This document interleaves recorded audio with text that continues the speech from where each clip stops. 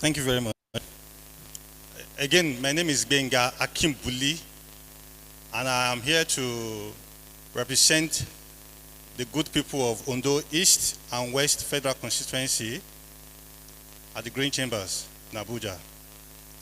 I'm a legal practitioner by profession, and therefore I understand legislative activities. And I'm coming to ask my employers here one simple thing, which is a major thing. Allow us enter into a contract. Let us enter into social contract. Everybody cannot be at the National Assembly talking and bringing the interest of the good people and propagating the interest there. That is why the law has made it so simple that one person should be selected to represent the constituency. So that is the contract we're entering into. You are giving me the right. You are employing me to go to Abuja and represent you. And representing you means that every wealth that should be attributed to the good people of this constituency, Ondo East and West, should be brought back home and not kept in some personal pocket or account. We are going to have this contract together. And why our own candidacy is simple is that we are asking you to allow us do one thing. We don't have the capacity to empower everyone, but we can enlighten everyone. And enlightenment is this. I'm coming to change the narrative. There are so many things that we have agreed amongst ourselves without knowing to be the norm. But ordinarily, they are not the norm. Thank God I have a police officer here. You would agree with me that except for some special circumstances, the policeman do not have the right to stop you and ask for your driver's license. I give you the answer. If you ask me for my driver's license, I give you my ATM card. Who are you to question it? You are not the maker of that license. If the Federal Road Safety stops me and asks me as the maker of the driver's license, I can give. But our people are not aware of things like this. So many other narratives that we want to change. We are going to do that by enlightening these people, our people, that this is a norm. Yes, we have accepted it. It's just like everyone. I want to prepare a meal now. And I say, oh, give me Maggi. Maggi is just a seasoning. But if somebody might give me Ajinomoto and I will still use it as Maggi, that is the general norm, but it is not what it is. So we are coming to change the narrative. We are coming to put we are putting the right peg in the right hole. Thank you very much.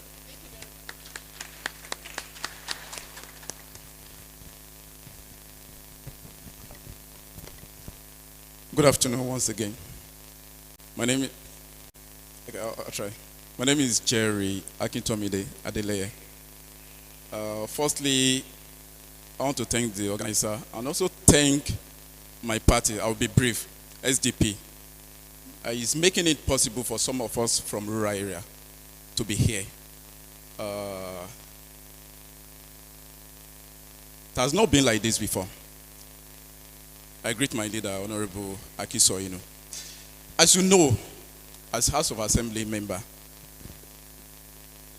the main constitutional duty is for you to make law. And being from rural area, I was born in a rural area. I saw much in school.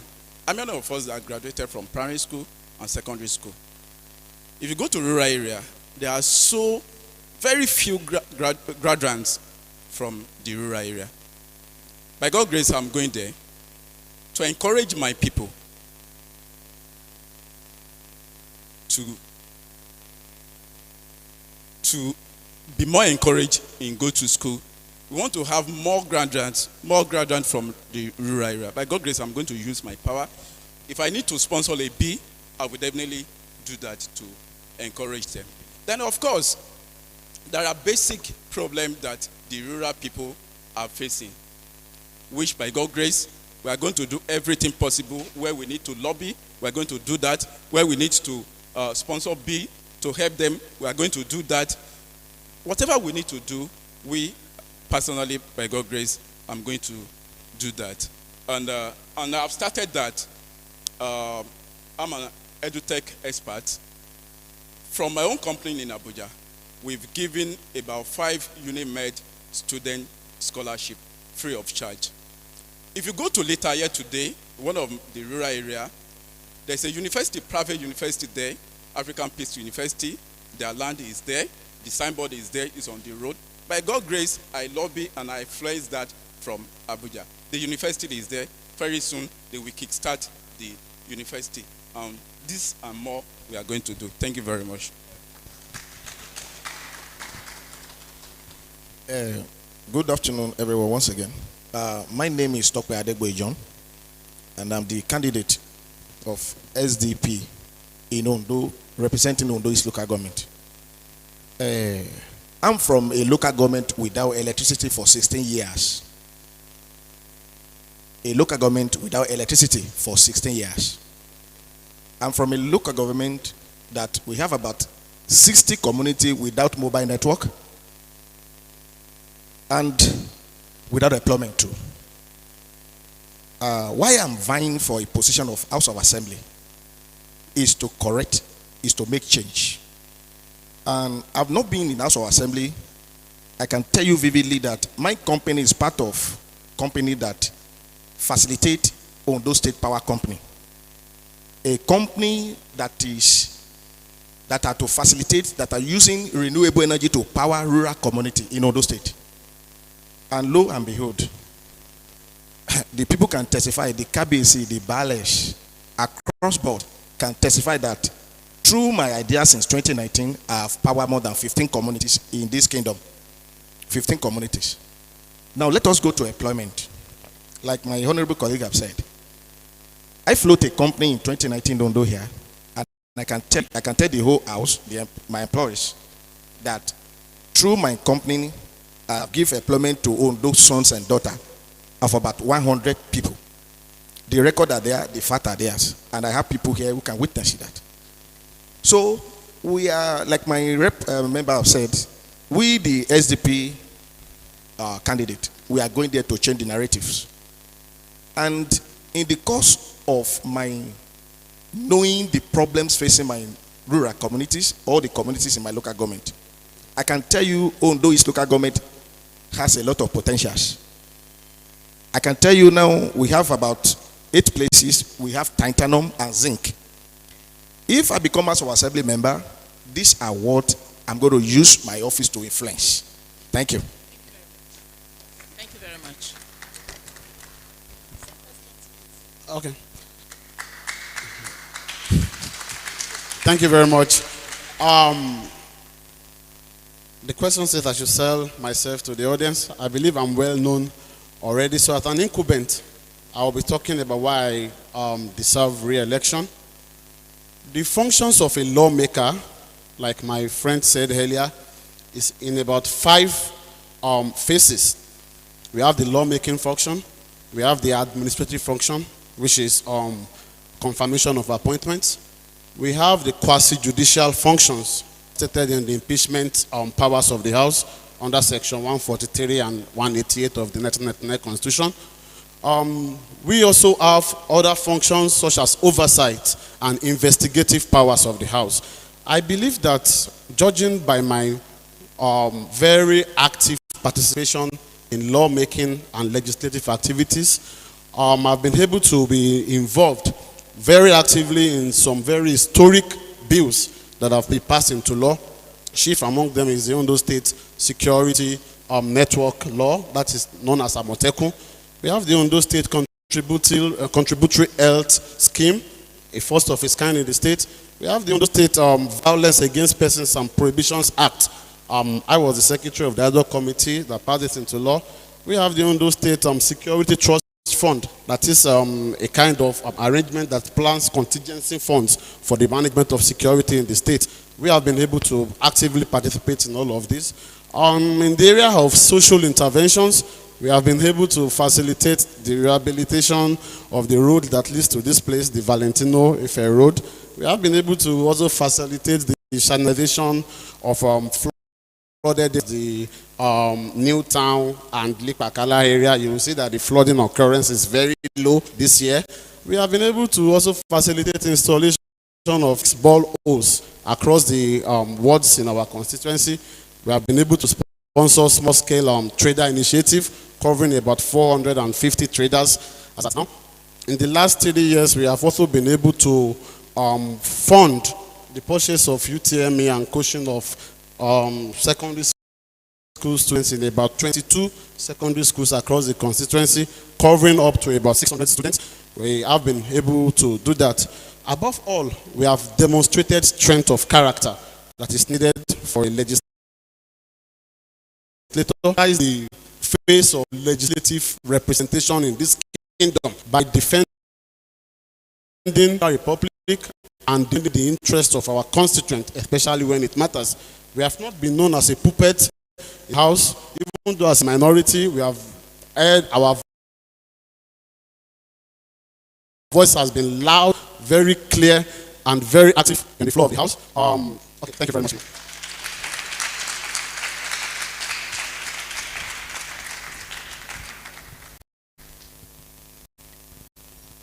Thank you.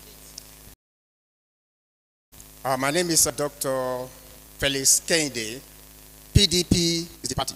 Dr. Kende is the candidate for the member House of Representatives. That's in Abuja. That's the second National Assembly House. Now, in Ondo Kingdom, East and West, you send in the candidate to represent you. What I'm asking you to do is to send a Dr. Felix Kende for simple reason. Dr. Kende will do one thing. Going to the National Assembly, we'll look at what exactly is the function of the lawmakers. There are 4 or 5 distinct functions. As Ondo people will say, and in Yoruba language, only iluti oba ni ofin kuniese. Think I'm allowed to do that? Why? Because where we are in Nigeria today, this is not where we should be.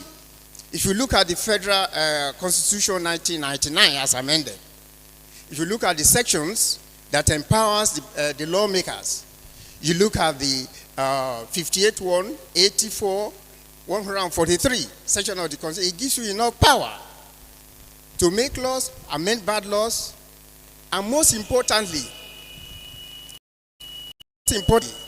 control public funds, which is known literally as a budget. In the body of this, and the accident that has misbehaved in different ways or gross misconduct, you have the 143 that can empower people in the house, if you don't know what they are doing, that they can actually ask this person to leave and then put somebody who is ready to serve the people. So the function of me going to Abuja is to make sure this is done. When it's done properly, all other things will follow. And the attention will be on. Development is good. However, you want to look at what you call the instruments of social mobilization. Yes, I'm a medical practitioner by trade. However, I grew up in a village.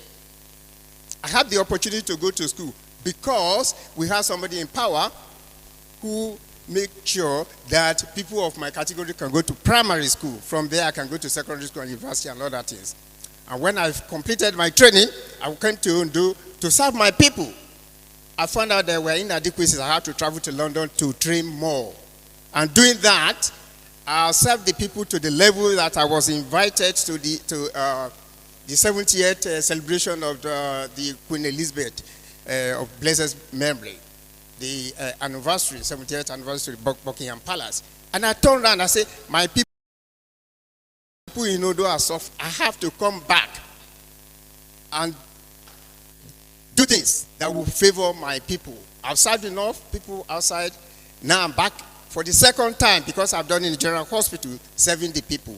And while I was away, I came back home, both east and west, and more importantly, in the what I now call the Better Life constituency. These are what the people call rural area. People are suffering. I did about 30 boreholes repairs and also graded some road. I think this is not enough. This is not the function of a lawmaker. The lawmaker should make law and make it compulsory as a covenant with the people. And this should be enforced. And that is where we are lacking. You look at our security. Once you have the security, you have education, which is a function of social mobility. And when it comes to health, without health, you cannot actually do anything. We're looking at issue of what they call universal health coverage. We will have time to talk more about this in future. Thank you very much.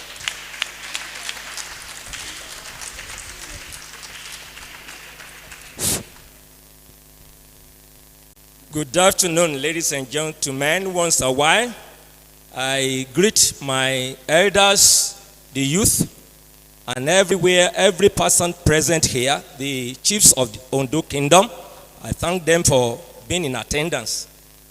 Once again, my name is Honorable Fashui. I was a comrade in this Ondo Kingdom. There are some that are here that know me. I've been fighting for justice since I became an adult. Many years ago, even when Babangida was on the throne, I was the only one that carried placard around the town that things must be put in order in the country. When I was a school teacher, I led all the teachers in this vicinity to see that justice is transformed to be to becoming a legislator, if God wishes, so that I will use legislation to do away with excesses in governance. Ladies and gentlemen, we all know that Nigeria needs to be fixed, and we have to start from our home. Ondo people we live here to go and buy things, to go and buy goat, and they can consume thousands of goats every day. Our road not rehabilitated in the rural areas. Many things have to be done. I will ensure, God giving me the opportunity, Ondo people giving me the opportunity, there will be many legislations that will come up. I will sponsor some bills. A quarter or whatever amount, the budget of the state, there must be money earmarked, a percentage earmarked for rural areas, so that they will be able to have good road, good rural roads that will be accessible, so that farm products will come down to the town, so that people in Ondo can feed. We don't have to depend on the houses, and that's why they are riding us. There are the schools. We have to legislate. Every school must be productive. The government of a Labour Party coming into existence by the grace of God, led by Peter Obi, who is an upright man. Life of man. From God, we came down from God, and God is based on two-legged substance. That is justice and can you remind me? Pardon? Justice and peace. Justice and what? And peace. No, that is equity. That is for the public. I'm talking from God.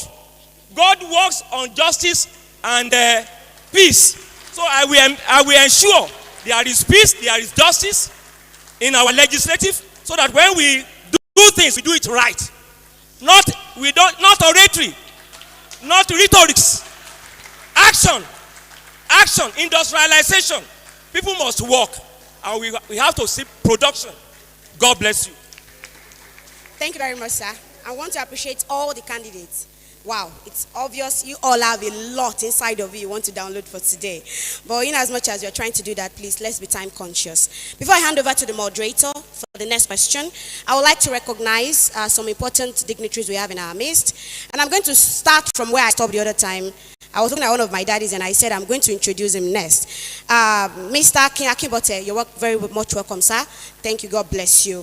Otumba Felix Oladunjoye, you're welcome, sir. Chief Wale Benson, representing the throne here today. You're welcome, sir. God bless you. Chief Femi Akinbo Boye, and Shobai Kubo. Chief Fadoju, thank you, sir. You're welcome. Also, the OEYC, that is representing the Ondo youth, led by Engineer Kayode for Lajogun. You all are welcome. All the political party members we have here, you are welcome. God bless you. Now, over to the moderator for the next question.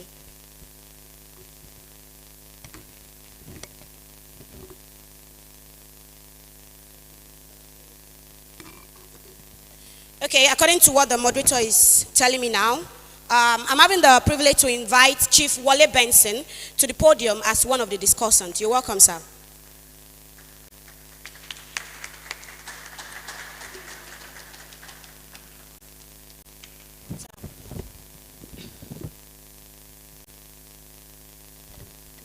You're welcome, sir. The next question, I'm going to hand it over to one of my panel on my right, Chief Femi Bello.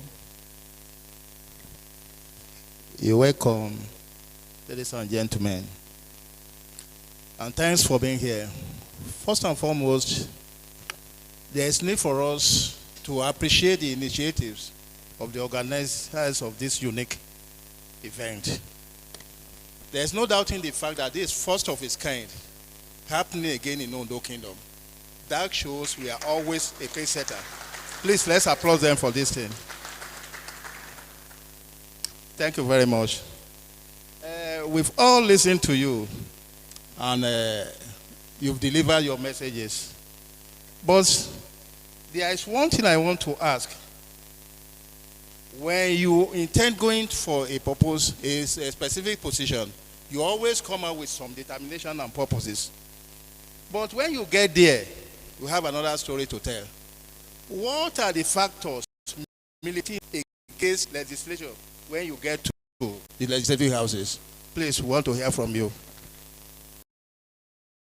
Question to Honorable Akinyinka. Thank you. Thank you very much. Moderator, I don't know why I'm always giving the first question to answer. So I have no opportunity to copy or take from my colleagues. But that's what leadership is all about. There are a lot of factors in our body politic. It starts from the root. It's not why you change when you get there, it's who is elected to get there in the first place. In the political space, we've got all kinds of actors going into this space now. People who have no visible means of employment in the past. People who have not developed and do not take pride in reputation. And also we have that itself, where politics and indeed governance itself has been totally monetized.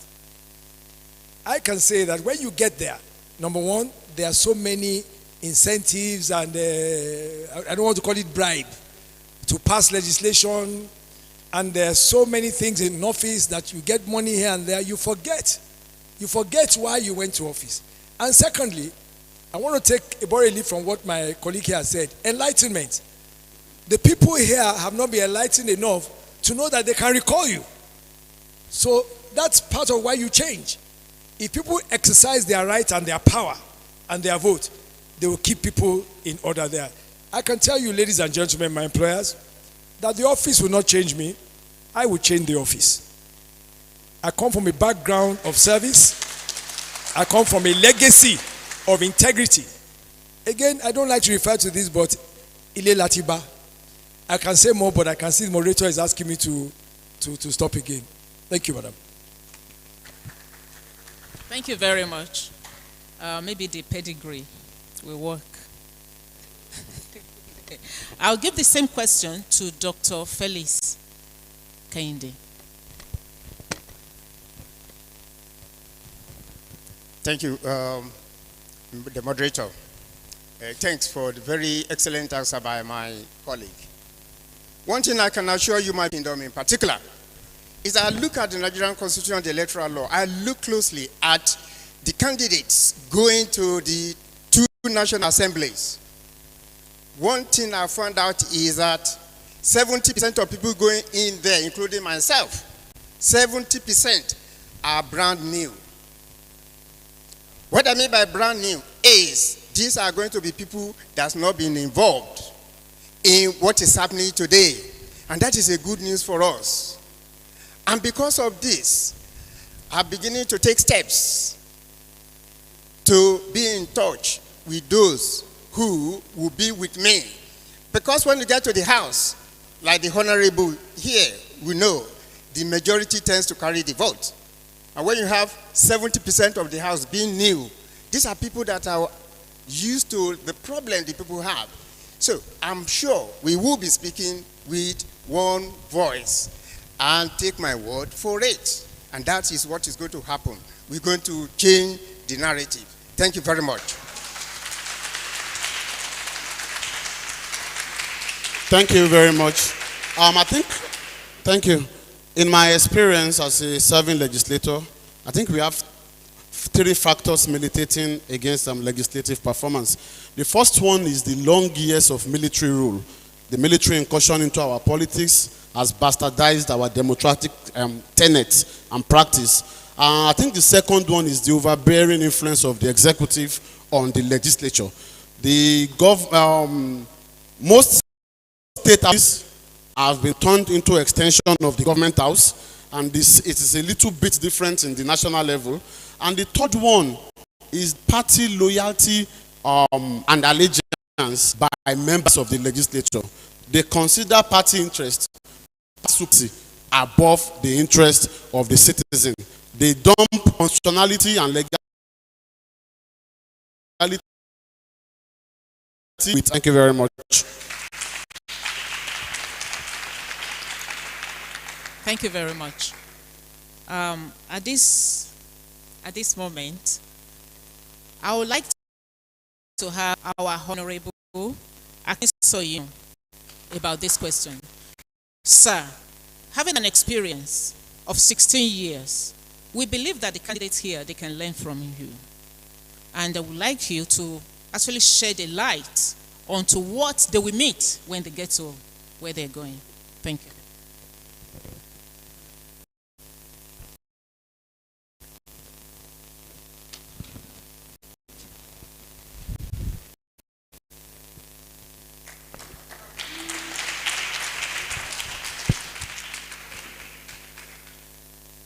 Thank God, the author and finisher of our faith, for giving us a very clement weather today. I thank the organizers of this program for this beautiful initiative. Honestly, Ondo community cannot have it better than this. It's the first time we are having something of this nature. Thank you. I thank the chairman of the occasion, or the moderator. I thank you see, there is a saying in Ondo. They say, when you see the white cockroach, you have seen the emissary of the deity. We have two chiefs here. I know they are from the crown. Please say us well to the Kabesi. Oh, three of them? Oh, please say us well to Kabesi. Four? Okay. Thanks so much for that. I thank all the candidates for gracing the occasion. I thank ladies and gentlemen and the party people here. Well, before I go to that, let me answer that question. The one you said, I think, why is it that they always don't do as they promise or something like that? I don't know. Why is it Akribido came very close to it. I think that question, in my own little knowledge, that question should be meant exclusively for somebody who has been there before, among the candidates, and that is Akribido. People who are first timers who are yet to go there, they will not know. The first thing there is what he mentioned, the overbearing influence of the executive. You may want to have it this way, the executive may want to have it the other way. They will rotate themselves into it, and there's no how you can do it. There's no how you can do it. So that's number one. Number two is paucity of fund. There are occasions you want to enter the place with great expectation. You will do this, you do that. By the time you're there, IGR and the federation accounts will crash. And case closed. There's nothing you can do about that. There's nothing you can do about that. So and then the issue of majority in the house. I served as minority leader of the house at the point in time. I later served as majority leader. The majority will always have their way. And whenever somebody in minority comes up with a beautiful idea, they will shoot it down with their number. No matter how beautiful, they will shoot it down. By the time they'll say, okay, let's put the question.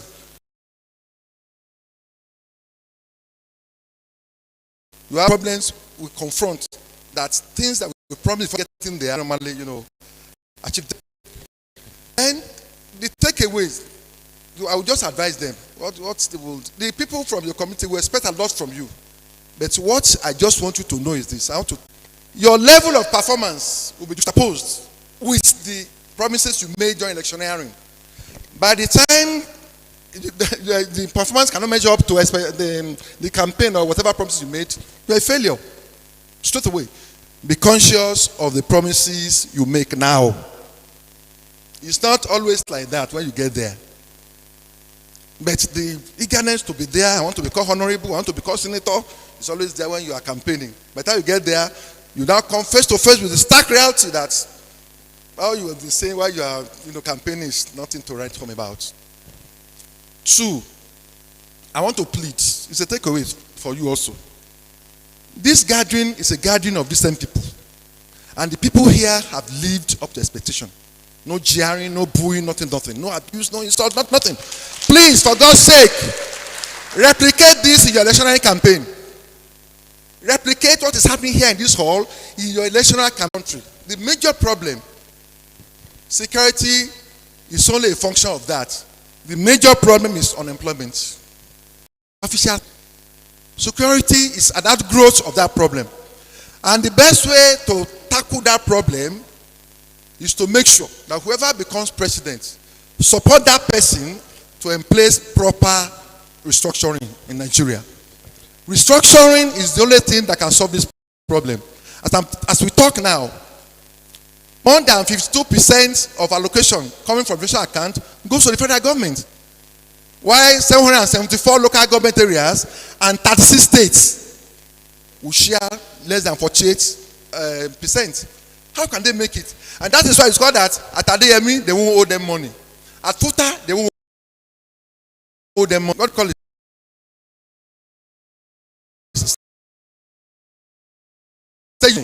About say government cannot employ, cannot recruit. Please try as much as possible that when you are there, try to emplace a legislation that will, it's a major concern matter. They'll have to amend the constitution to reflect it's a military inspired, military prepared, military supervised constitution. It cannot fit in properly into a democratic process like this. By the time you get there, try as much as possible to come up with legislation that will encourage federalism, true federalism. By the time the president comes up with this policy paper or constitutional amendment to the fact that we're going to have restructuring, the National Assembly will pass it into law. But before it can now go into the constitution, the third majority of the 36 houses of assembly in Nigeria will have to consent. You have to assent. So what I'm talking about affects all of you, whether it's proper restructuring. By God's grace, we shall be there in Jesus' name.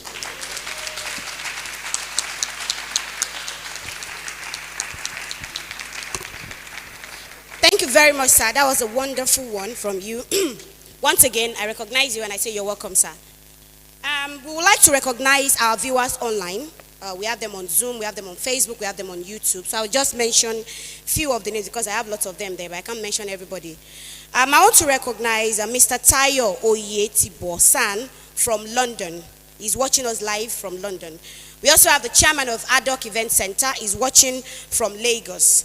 We have Mr. Bayo Facebook, and we have others. As before the end of the event, I'll try and recognize as many people as possible. Once again, we say you are all welcome, and I believe we're having one or two things to pen down, including all the candidates as well. So you're welcome. Thank you very much. Thank you very much, sir. I believe that now all our candidates, they will know a little one of our panelists, and he has his own question before we come to the audience. Thank you. You are welcome, ladies and gentlemen. My name is Chief Olaseye Awugbemi, popularly known as Balogun Jigeku, a media practitioner and a full-time traditionalist. My question is this to our incoming candidates who are willing to be there. By God's grace, I know you will be there. The question is this: what are your plans for the improvement of economy in Ondo community when you get there? And I'll give that question to Honorable Jerry.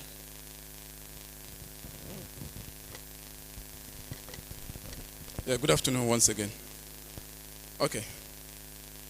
Yeah, economy.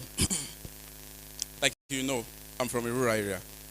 And when we are talking about economy in Ondo State, without the rural area, so I'll take for instance, cocoa. We are going to sponsor B. If you look at cocoa today, somebody made mention of road in rural area. They don't have good road. They don't have good road. And without good road, it's difficult for them to transport their cocoa to the urban area. So we are going to do something in that line to make that road good. That is number one. Number two, I was opportune to be part of another association, rubber plantation in Nigeria. It's another good area that even our farmers in rural area, they've not taken cognizance about. We're going to encourage them, like I said, I'm a member. We're going to encourage them to get seed for them, free of charge, to plant in the rural area. In another 7 years, if you plant that, then you are a bigger person. So in that it will develop the economy of Ondo State. And thirdly now, we are also going to sponsor B. Lawmaker, we are to go there to sponsor B. Like my leader said, the constitution we are using today is a military constitution. Does that support the rural area? That I'm not really sure. So we are going to look at how the constitution will support the economy of the rural area. Thank you. Thank you very much, sir. I'm going to give to one of my panelists, Chief Itagudi, to please ask a question why our candidates will answer.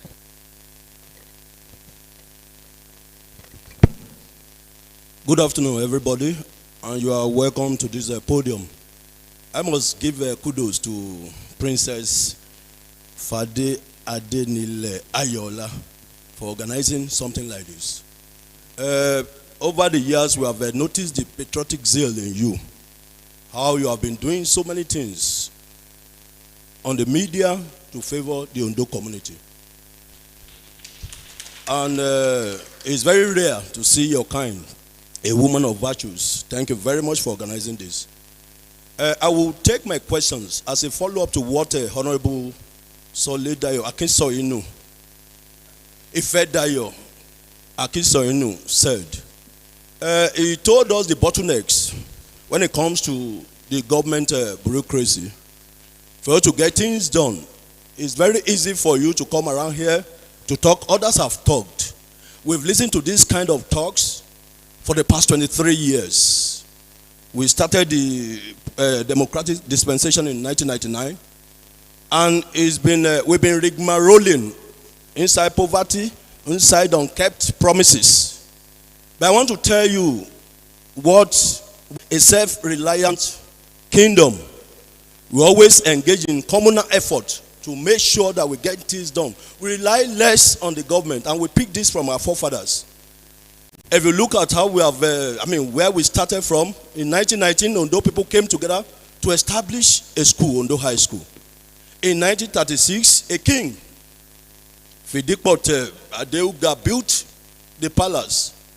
Between 1990, self-made men to refurbish the palace at a cost of over like 60 million without relying on the government. And you always know, if you don't have your kind, your son, your daughters there, the government of the day will not like your face. I remember the effort made by Dr. Olusegun Mimiko to take us to where we are. Ever since he left, we have not moved. Our son is not there. Now, question.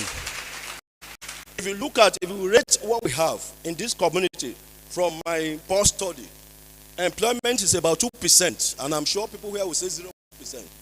Electricity is about 10%, roads maybe 30% based on what Dr. Mimiko did.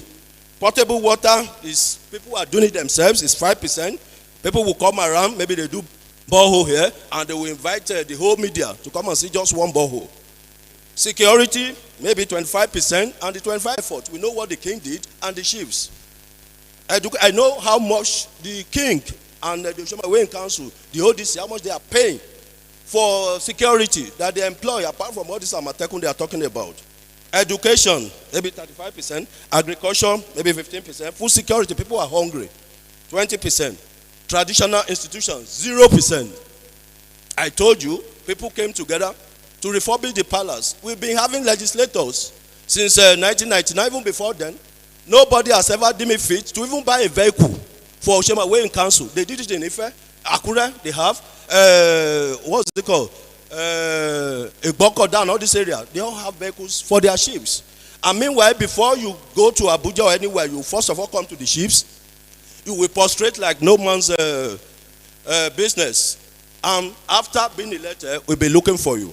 Now, my question is, how can we, regardless of your party, how can we form an independent economy to follow what our father, look at the civic center, it was built by the community. Radio station, by the community.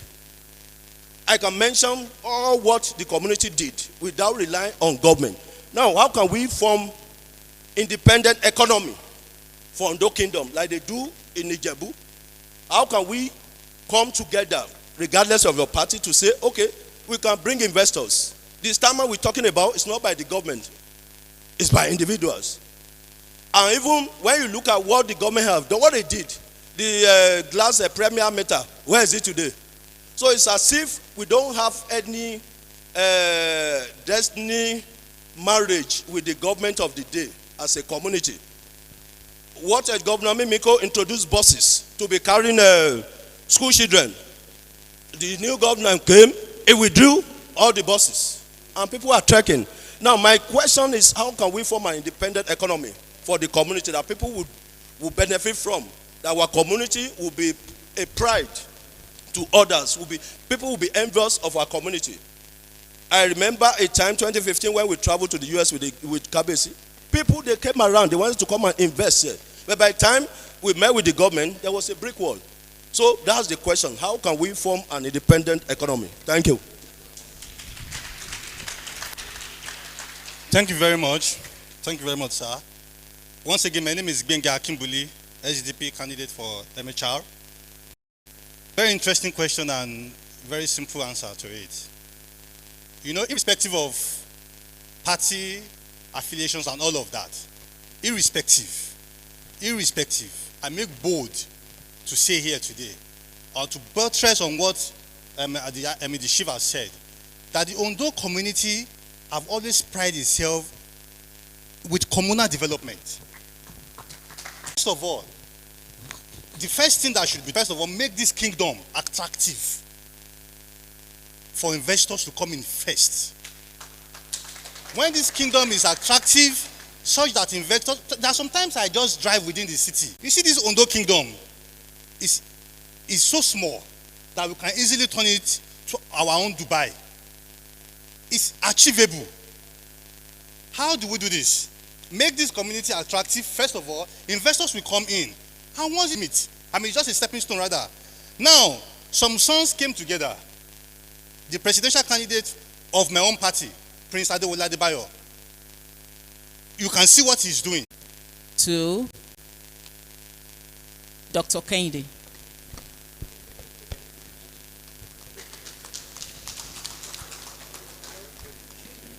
Thank you very much, moderator. The question is related to all other questions. For any investment to work, we do need an environment that is conducive.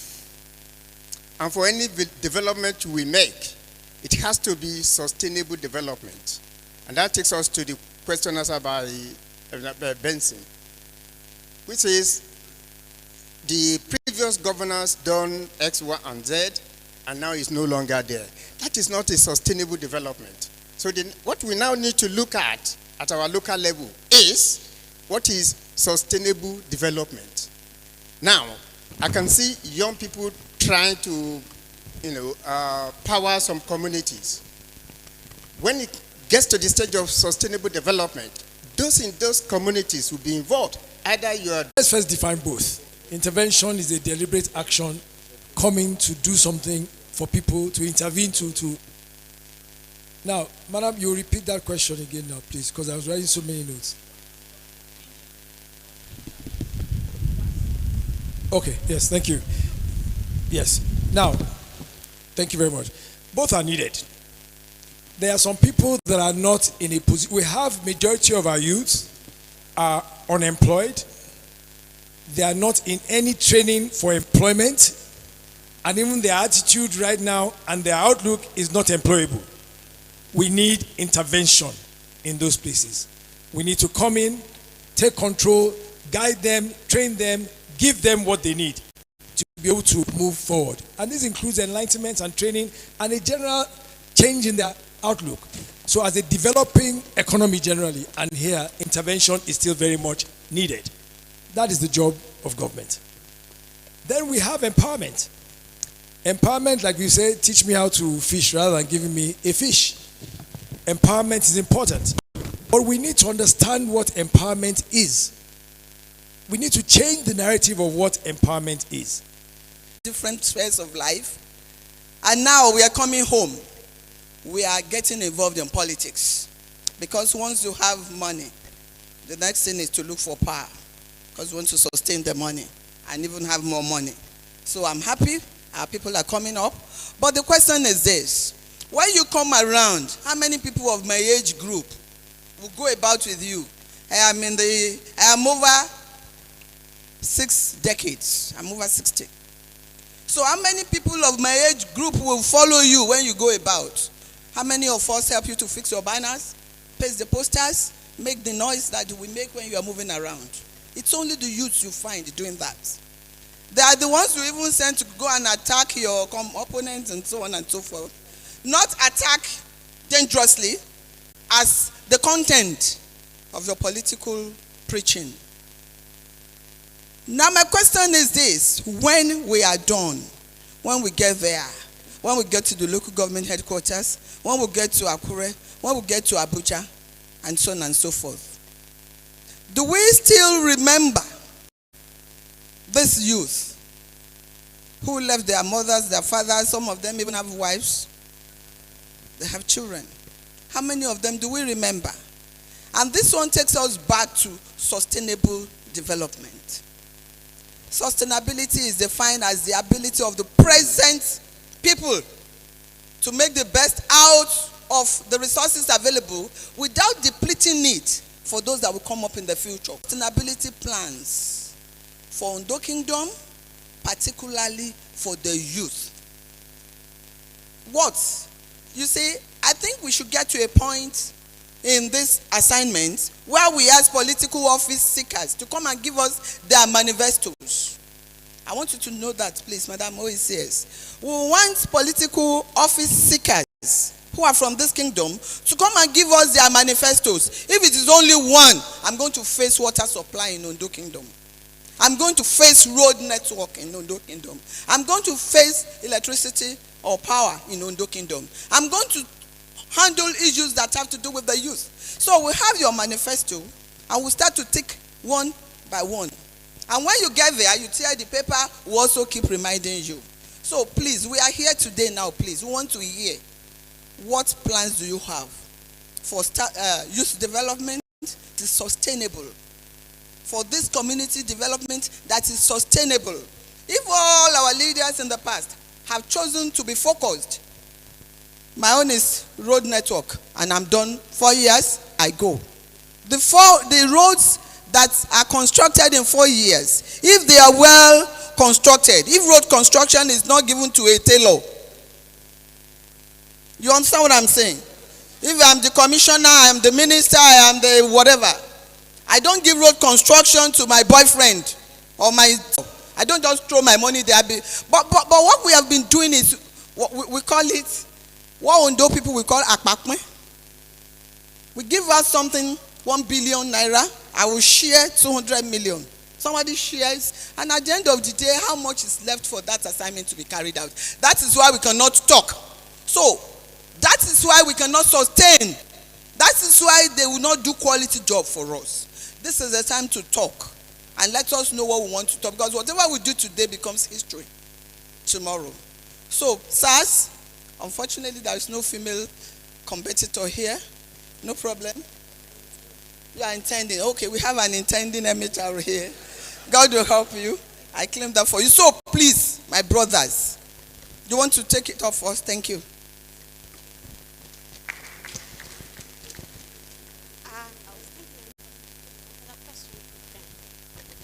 Thank you very much, madam. First of all, I want to correct something because of the caliber of people that we have here. And I think I speak for everybody here because I know part of their resumes. We are not the people who have acquired money and then want to go and acquire power and use that power to acquire more money. They are out there. That is the narrative that we are planning to change. There is a teaching that I have. I call it the cycle of money and power. Where people have money, they go and acquire power. They use that power, acquire money, use that money, and it keeps on going around. People here, I believe, irrespective of party, are here to break that cycle. Now, in terms of youth, yes, in terms of youth and sustainability, it's very simple. The only thing sustainable is the thing that you yourself put your efforts in, you grow, it benefits you, you continue to grow it, it benefits you, etc., etc., etc. Like I have said, partnering with government, I've given 200 loans for people, young people here, to set up businesses. There's much more than that. When we're in office and we have access to legislative benefits, so to speak, we can do much more than that. The only way it can be sustainable, we can do all the roads and the bridges and everything that we want to do, sir.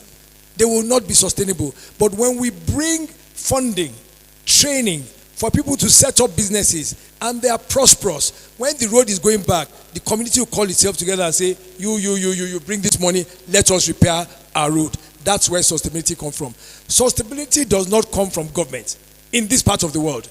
Because when government changes, they will change policy. They do not know what continuity is. But communities like us, if we develop prosperity amongst our youth, amongst people, that they can make money, then we'll have sustainability. It's the only way. Thank you very much. Thank you very much, sir. It's getting interesting. Right. At this rate, there's a question that was sent to me. And the question says to all the candidates, when, after you've been elected, why is it so difficult to be able to have access to you? Well, I will answer that question in a very simple way. Like I said, in SDP, most of us are business young men. In fact, as I'm talking to you, if 4040 number called me, I will pick my call. Because it might be coming from somebody who wants to give me a job or other. So, I think office doesn't change you. It is the person that is changing the office. So to me, biabone, onwa obeni, ubiabone. Is office exchange in a exchange office. And like my honorable can share example, I will use an honorable to be an example. My daddy here, Honorable so you know. This man we wake up by 7 o'clock. He's already in his compound. You are PDPO, you are APCO, you are whatever. He have as a, because even as a member of as a politician, or maybe you have been elected. Do you know the kind of information somebody is bringing to you when you are denying him access? So I think it is the person, not the office. And I'm imploring everybody who is contesting, we should be more accessible to people. Like in my own way, if you will see my campaign is based on poly unit. I go to the poly unit, sit down with the mama that is Frank Gary, because it be Atibimi, so that you can have more information. So thank you. Thank you very much. At this rate, we are going online. We're having one of our audience online watching us from London, UK, and that is Mr. Tayo, correct? That is San. Yeah, Mr. Tayo Tayo Oyetibo. Oyetibo. So please.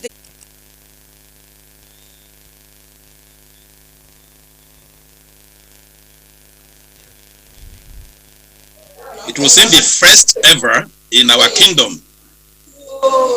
And secondly, I want to congratulate all the contestants for scaling through your political party's primaries. I congratulate you and I wish you success. My area of intervention, one, electricity. I believe someone has spoken about electricity, but it goes much more than powering the streets. You need electricity to support the economy of Ondo Kingdom. What exactly do we intend to do? But secondly, if you look at Ondo Kingdom, many of the roads have not been tarred, or even primary street. For the past 50 years, those roads have not been touched. Now look at the environment of Ondo. We have surrounded by rocks. There are countries in Europe where they don't use asphalt, maybe because of the cost. They use stones. Can the contestant please tell us what are your plans to make use of the rocks in Ondo Kingdom? What can you do to the rocks that we service? Because the rocks are natural resource. Am I still on?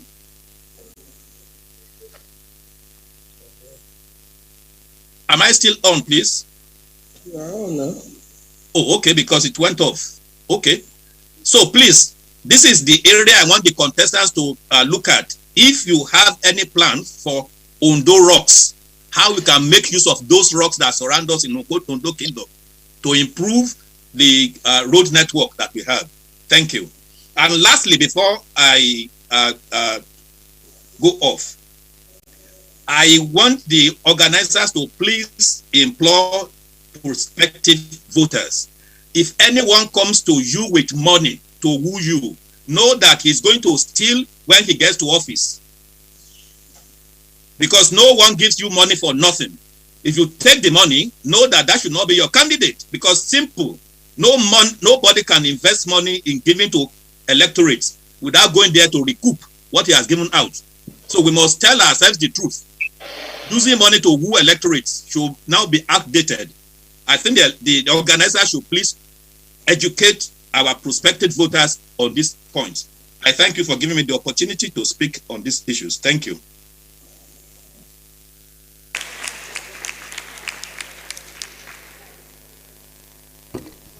Thank you very much, sir. That's so interesting. Can you see the power of technology from London? I know we have quite a few of them. Thank you. Okay, according to what Honorable Akisoyeno is letting us know right now, he said the question raised by the one of our online viewers should be answered by the federal legislatures.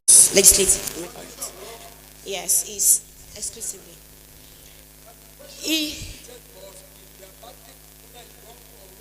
He said rocks, Akpata, like, he said, how can we make use of it in Ondo? Yes, yes.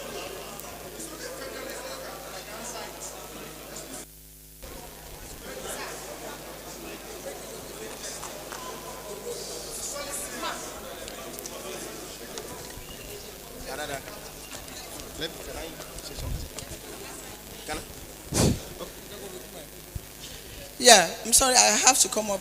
Maybe I understand the question more. We have a lot of rocks surrounding Ondo Kingdom. We have good water supply in Ondo. Dig well anywhere in Ondo. The water that will come from there will be potable water. But I want to look at it from this angle so that our legislators can pick something from there. We are lucky at this time to have the Commissioner for Culture and Tourism coming from Ondo Kingdom. Those of us that have had international exposures will say that these rocks are blessings wasting away. So please, I want you to pick it up from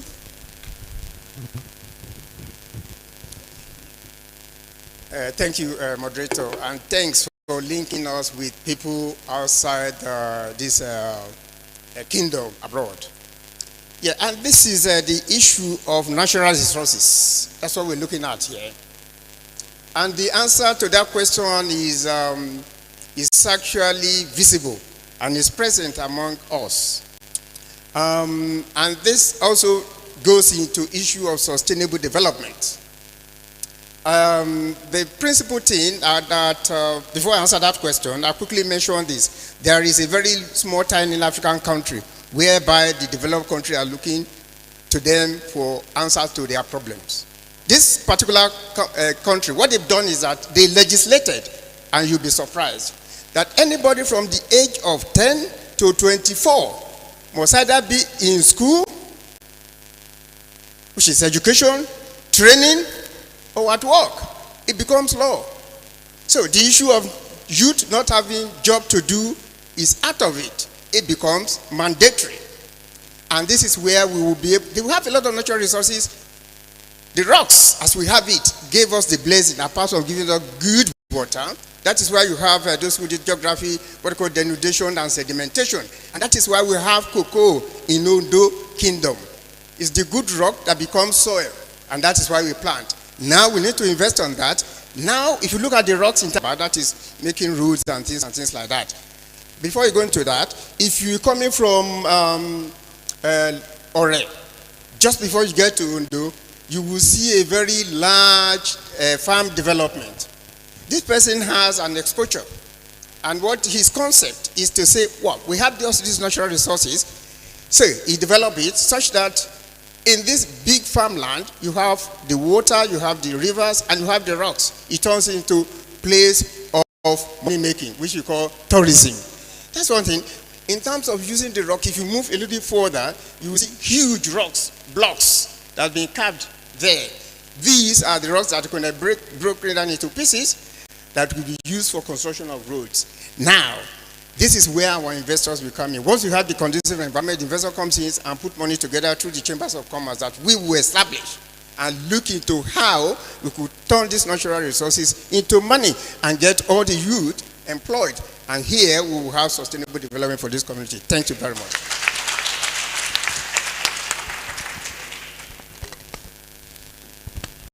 This topic again before we go, I'll just give him thank you very 2 much. minutes, please. Thank you very much. I think, like I said, it's getting interesting, and I like to, irrespective of my political difference, agree with Dr. Kende 100%.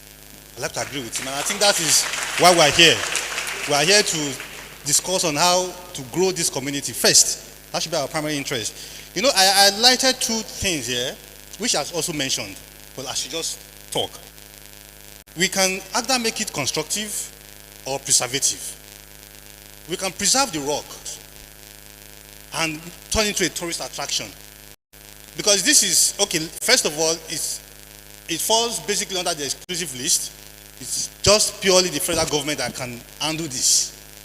And that's why we're federal legislators. We are going to go to the House to make federal laws to say 2 things. One, we have these rocks here. It's never even come to my mind. I mean, Leonard and thank you very much for this fantastic point that you brought out for us. You know, if we are able to preserve our rocks and we turn them into a tourist center such that we attract, tourists all over the world, it will do what? It will fetch the government money. Federal government will benefit from it. The state will benefit from it. The kingdom will benefit from it. It will also create employment for our youth that we have been clamoring for. It will create employment for them. That is on the one side. On the other side, where we can turn into a construction plant, we identify those rocks that are not harmful, that would not cause havoc if they want to mine them. We turn them to a quarry site. We'll make these roads. We will sponsor bills. We will not just sponsor bills. We will make sure these bills are passing through laws. And we'll ensure that anything that is taken out of this state, a quota should be used to develop the state. And that is where our roads will be constructed. Take, for instance, we have bitumen in this state. Why can't we make laws that we say, okay, if you are extracting our bitumen, a certain percentage is meant to dualize or do a certain kilometer of road? Simple. And with this, we are developed, we are fine, everybody is. Thank you very much.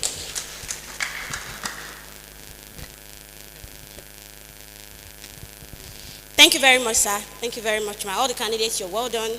The members of the panel, you're well done. Moderator, ma, you're well done. We would like to use this opportunity to recognize the presence of the former governor of Ondo State in person of Dr. Olusegun Mimiko. He's online with us. He's watching us live and direct. You're welcome, sir.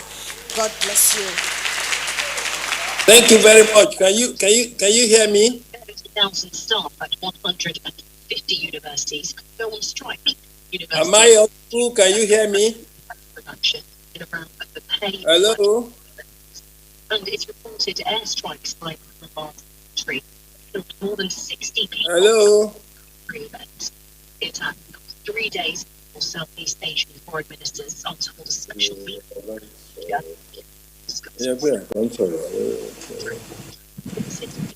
Hello? Hello, sir. We can hear you, sir. We can hear you. $1.12 and €1.15. LBC weather, showery rain in the far northwest, dry and sunny elsewhere, scattered showers in places, and a high of 70 degrees.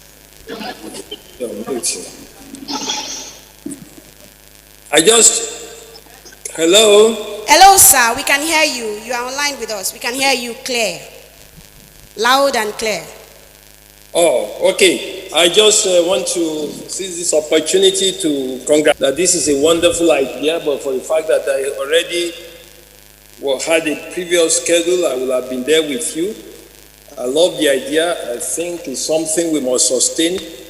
We must be able to challenge those who represent, get the best, get their perspective on issues, and especially now in the life of our nation. We really need people who really know why they want to go to represent us. So I want to congratulate you, and I hope that this will continue. There's no question about it. I have no doubt in my mind that this will impact our community. Ade, your life is fair. I want to congratulate you, and everybody has put this together. Thank you very much. Thank you very much, sir. Thank you very much, sir. I think, in short, he was just trying to congratulate the organizers of the show and also appreciate the presence of everybody, the candidates inclusive. So I think the next section we are into now, okay, is still on.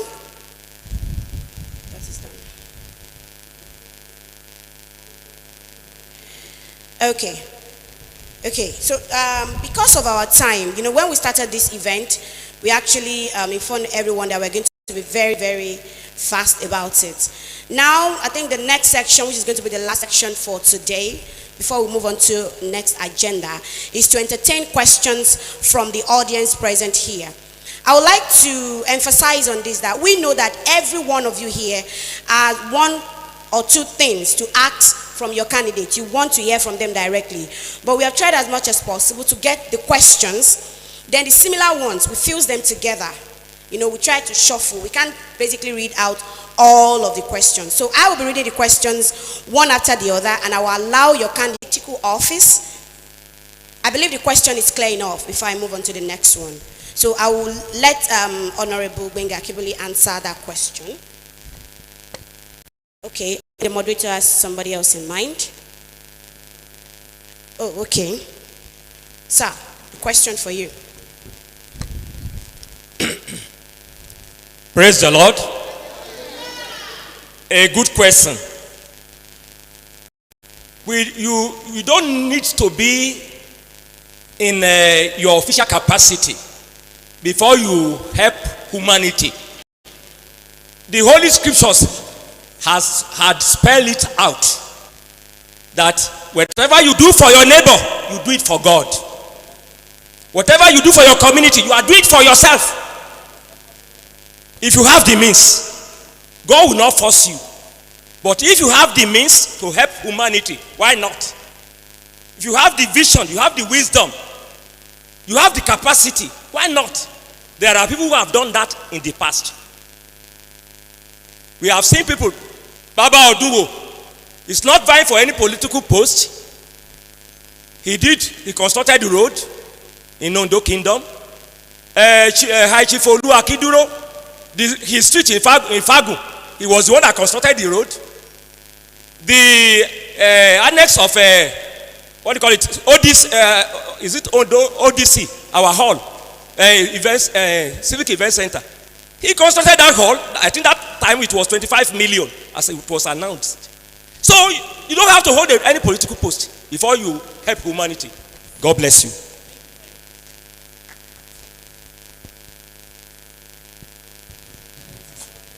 All right, thank you very much, sir. John answered. Okay, moving straight to the next question here. It says, what is the aspirant plan for development of institutions in Ondo Town? And this is coming from a student of the University of Medical Science. And of course, Adeyemi altogether. I said, what is the aspiration plan for development of institutions in Ondo Town? I'll give that question to Akinyinka Akinola. Why? Is because he would like to still talk on the question that was answered before. Then he will take the continuation from there. Please let us make it 2 minutes because of our time. Thank you. I'll make it very quick. In the answer to the first question, yes, you can impact without being in government. 1 minute. I've given 800 scholarships to children in primary school and even in secondary school in the last 4 years. I'm not in government. I've built a bridge in Igbindo. I'm not in government. I partnered with the trauma center for the last 3 years. Surgical interventions for people who don't have money and treating them. I'm not in government. So definitely you can impact. You don't have to get into government. But the key thing I want to talk about is this, please. And I just ask for 2 minutes because we are misleading ourselves about this issue of investment and turning Ondo into a business hub and all that. If you have 100 million naira now, will you come and invest in Ondo? To do what? We need to really understand what are our strengths here. We talked about this rock. You cannot blast rock in Ondo municipality with explosives and all that. People will go mad. The dust will be in the air everywhere. We shouldn't just talk about things generally. Things that are not viable. I have a quarry in Iwaro, in Akokos. Not because I don't like Ondo, because those kind of industries are location positive. They are done in the areas where there is a remote area, there's a large expanse of land, and that resource itself is domiciled there. So we have to ask ourselves, what do we have in Ondo Kingdom to attract investors? That's what we need to ask.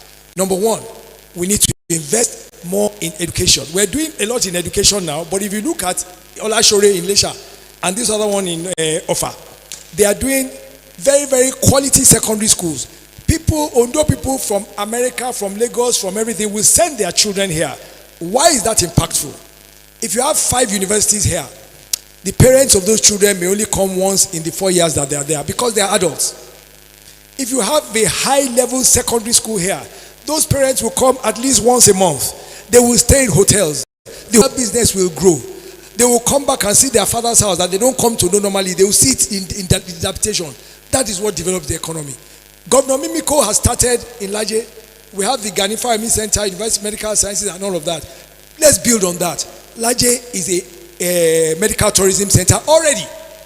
We should get together to see how we're going to do that road, attract more medical tourism there. Ondo medical practitioners abroad, we should bring them. So in conclusion, let's stop talking about enabling environment, national resources, investment. We need first of all to know what we are talking about. What are comparative benefits? What are advantages? What can we build on? That's it.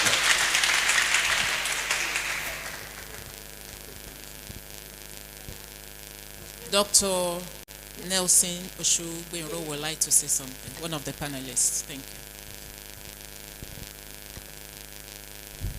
you. Yes, the moderator, distinguished ladies and gentlemen, I am not asking question yet, but I just want to react to the last speaker.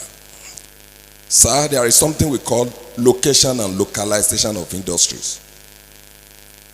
And in Ondo here, Ondo State generally, of course we are an agrarian society, and as such, there are a lot of industries that can be done here, especially agro processing industries.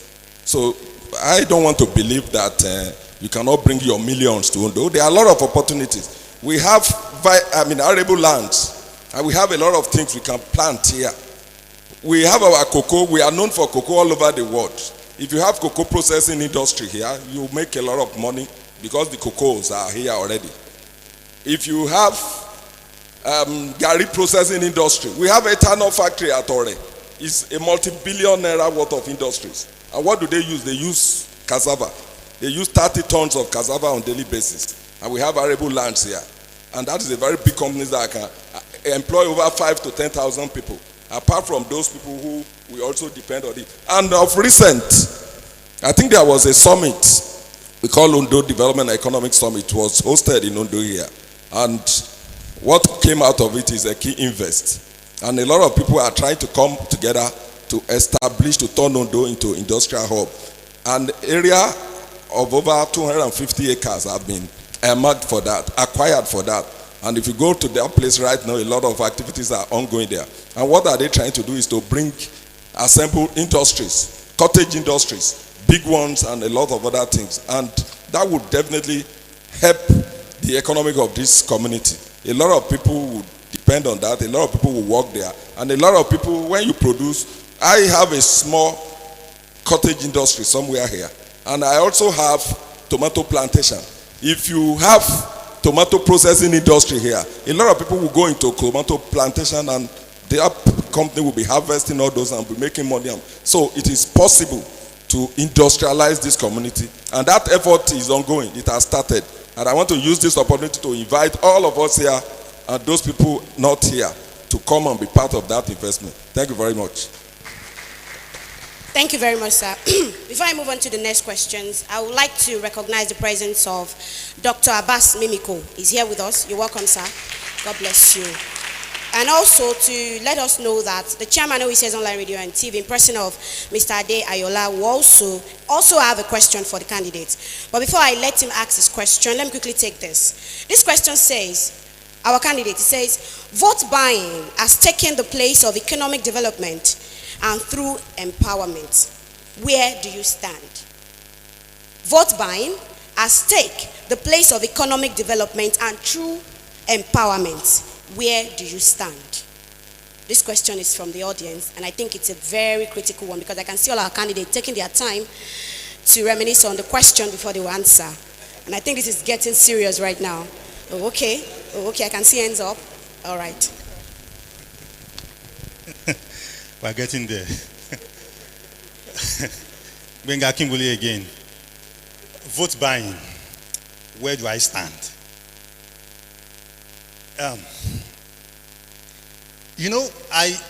Let me use that to react to a question that was asked. Yes, ma'am. 2 minutes. About why do legislators deviate from the office when they get there? my only little understanding then that I penned down, and I tagged it as corruption. In the sense that, take for instance, the average youth wants to be empowered. How? You must give me something monetary in return for what I have, my vote. Now, where someone like me, who has been in private practice all my life, I've never been in government like some of my colleagues here. I worked hard, I earned my decent living, and I see the need to come back to my community and do some development. And then I go to meet Mr. A, and you place me on the condition that before I even listen to you, come and do empowerment. And I'm like, it is not my duty. I am not government. You vote for me. You see that empowerment you are asking for. We would go and legislate it and bring the empowerment, and they say, wait, you ready? That's always the slogan. They are quick to saying that. But where some politicians, they have so much impoverished the citizens, such that they are left with no choice than buying these votes from them. Some of them would not even campaign. They will say, okay, I will leave it to this day, I'll buy the votes, and then I will go away. But my own stand is this, and that's why I say we are coming to change the narrative. And how do we start? Is by enlightening these people. Look, if I give you 5K now, and I give 1,000 people 5K, I must have gone to borrow the money. Investment, I must have gone to borrow that money. I need to recoup my investment when I get back to the office. That is the beginning of deviation. You will get there, you will lose focus. But when we're able to talk to our people, look, this is the right thing to do. This is how to go about it. Your vote is your power. You can recall me if I misbehave. I will send that pact with you. You have that power to recall. If and you don't like my face anymore, just gather your people. Get an average number of people to sign a vote of no confidence. I am coming back home. Thank you very much.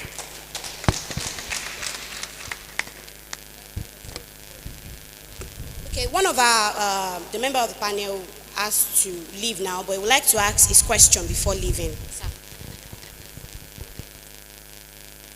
The moderator once again. And let me join others to congratulate you on this milestone. It's a great feat. And I'm sure people are watching us all over the world. And they will see that Ondo, we have always been in the forefront. And I'm sure what we are doing here, it's something that will also signal to others that, yes, Ondo, we have come again. And this is a very lofty, laudable effort. Congratulations. I want to thank Ondo, congratulate Ondo for having this here. Now my question is simple. Someone like me, I've been living all my life in Ondo here. Except when once in a while, if I bolt out and come back, maybe maximum of 2 weeks. And we've been enjoying peaceful coexistence. Peace and tranquility has been reigning supreme in Ondo. And we thank God for that. And the Oshema Way in Council too have been making all efforts in the past and even now to ensure that that peaceful coexistence is sustained. And we thank God for that. I want to, is a form of question, but at the same time, I want to appeal to all the aspirants that during electioneering period like this, there is always this type of crisis, fight here and there from different supporters. My question, number one question is, how will you manage your followers to prevent them from causing problem, commotion in the community, especially during this period? Then, having said that, we all know the roles of legislators in this country. They don't have executive power, and we must realize that. It is only executive governors or executive office holders that can say, I want to construct this place today, I want to do this, I want to do that, and we will vote money for that. Your work involves lobbying. And recently, we've experienced a lot when it comes to, we've been able, our eyes have opened to how to lobby to get so many things done. Somebody said something the other time. Thank God for the present situation that we are in here. If not for some of our representatives, Ondo would have been in a terrible state. But we are still getting some little projects here and there.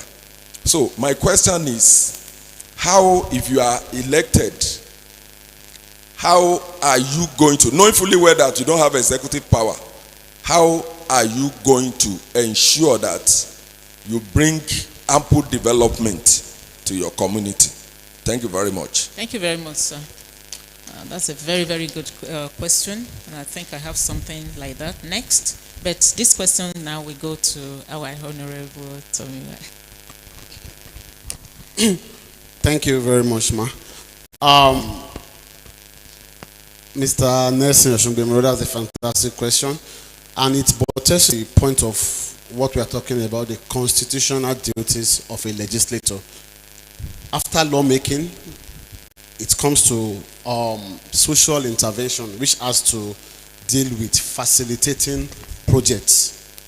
That is where you deploy your lobbying experience among your colleagues. For someone like me, who got into office as a loner, as a minority within the opposition, the only member of Zenith Labour Party, then the first issue I was faced with in office was the excessive flooding in Newtown and Laje area, Newtown around 6 UKE. And I'm a loner, I'm an opposition. But I approached the Commissioner for Environment then, Mr. Funsho Eson. I presented the letter, I appealed to him. Look, this is not about party. People are dying. A 101-year-old woman, we found her, Mama Okeye, we found her water had reached her neck already. She later died due to complications from that incident. So the Ministry of Environment came with the Permanent Secretary. They looked at, they assessed the environment, and that was what led to new map channelization of that place. The following year, they put it in the budget, and that place was channelized. This year now, we have had minimal flooding occurrence in that area. So also in the House, in the Parliament, talking about the House of Assembly now, you are going to be faced with contentious issues because there is paucity of funds to be deployed to a lot of projects. So you have to lobby. You must know how to talk to the Speaker, the majority leader, and the principal officers. You must have government measures. I was talking, I said I facilitated 6 boreholes to this constituency as an opposition. I don't think up to 5 of us in the House of Assembly out of 26 can boast of that, and I'm an opposition. So it builds on you having harmonious relationship with your colleagues, having access to government officials, lobbying, and constant communication between you as a lawmaker and the relevant ministries, the department and agencies. Thank you. Thank you very much. This is very good. Yes. We have plans to only do this for 2 hours, but we see that this is going so interesting. But very soon we'll be closing. At this rate, I would like to give somebody this microphone to say something here. And this is the chairman to the youth, ODC. And this is Mr. Felix Oladunjoye. Thank you very much, sir.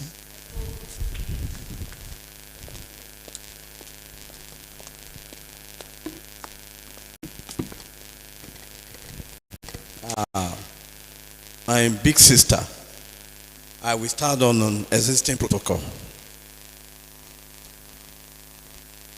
The problem in our Nigeria polity is overriding personal interests for all political holders, and that has been the major bane of underdevelopment. I will tell you, I listened to my honorable brother here saying the cheering formula of state and federal government should be redefined. But the problem is, all our elected leaders go to the house, collect constituency funds. I've never seen any legislator, even a pastor, go into that house and inform the populace that this is how much that was collected. I've never. And we are nobody have ever tell us, I've collected 300 million for constituency project. This is what I've done with the money. I want to ask you, you are the crew. How do we reconcile personal interest over community interest? That's my just simple question. Thank you very much.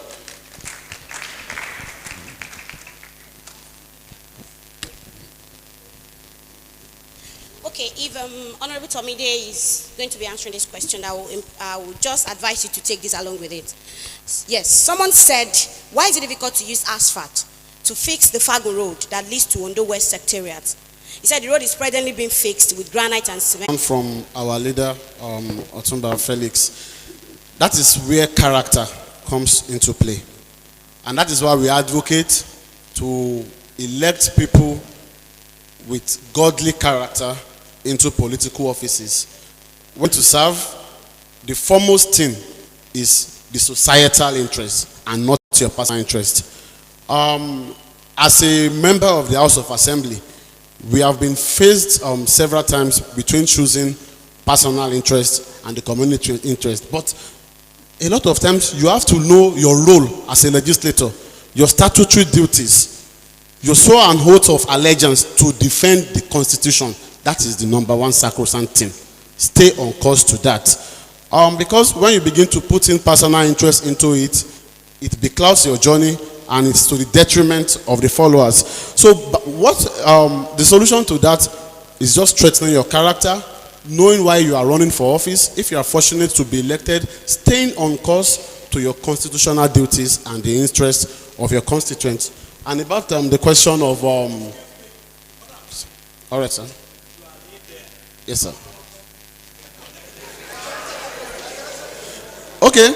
I want to be on record. I want to be on record that since I got into the Ondo State House of Assembly, the executive has not approved any constituency project for this night session of the House of Assembly. On record.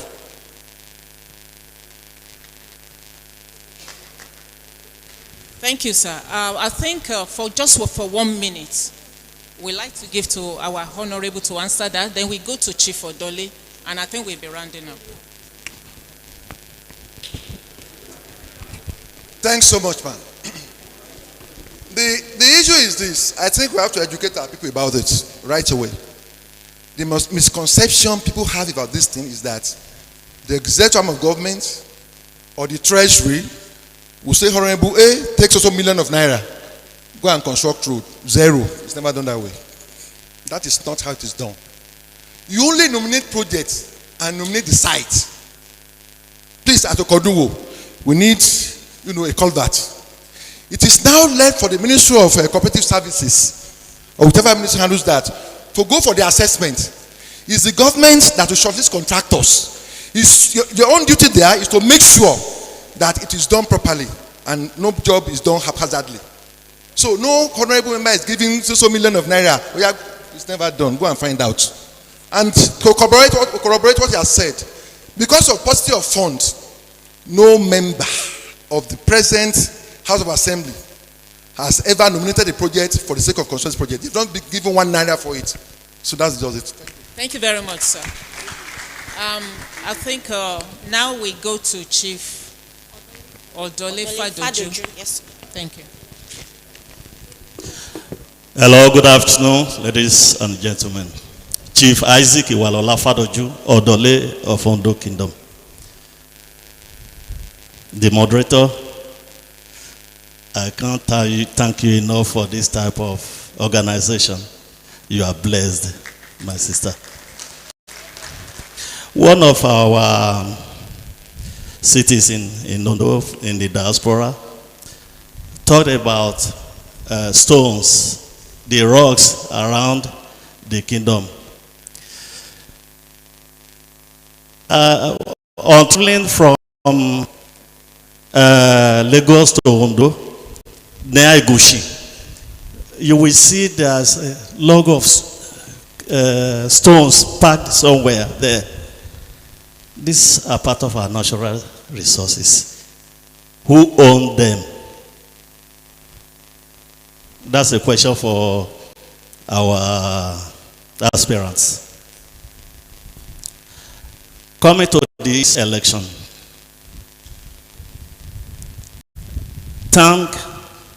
a great thanks to His Imperial Majesty, about Dr. Victor Ademefunkelale Joseph. Àti ó ṣe gidigidi àwọn politicians wà ètò nípa èló yọmọdò ní PVC àbí that registered for PVC to vote in the next election. Láti gbọ́n tí mẹ́gbọ́n náà wọ́n Oshemagwe took it upon himself, organized a committee.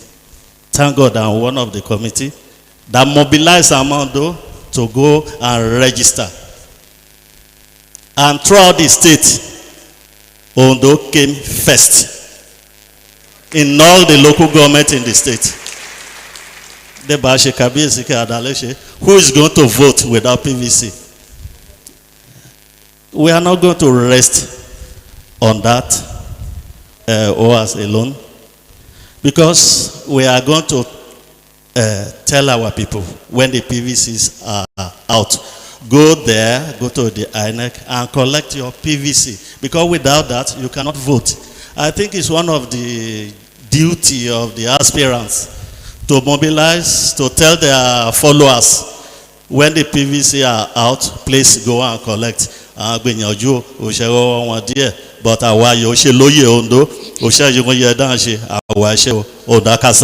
Thank you. Thank you very much. Thank you, sir.